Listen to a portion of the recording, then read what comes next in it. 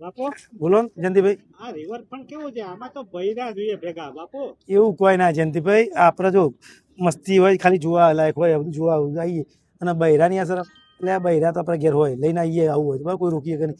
પણ તમે કહો ને બહારથી એવા ધંધા તો કરાય એ ધંધા એવું થાય ખબર આપણું ઘર સંસાર ખરાબ થાય, આપણા છોકરાનો ખરાબ ઇફેક્ટ પડે. બરાબર. બીજું કે આ લઈને આવ્યા હોય અને ઘેર વિડીયો જાય સમાચારમાં તો બૈરા ફાટી જાય, બૈરા આવે નહીં આપણા બૈરા ફાટી જાય, પણ સુરાવો કોણ? ઘરે ઠંડી જે રોટલી મળતી ને ગરમ એ ના મળે.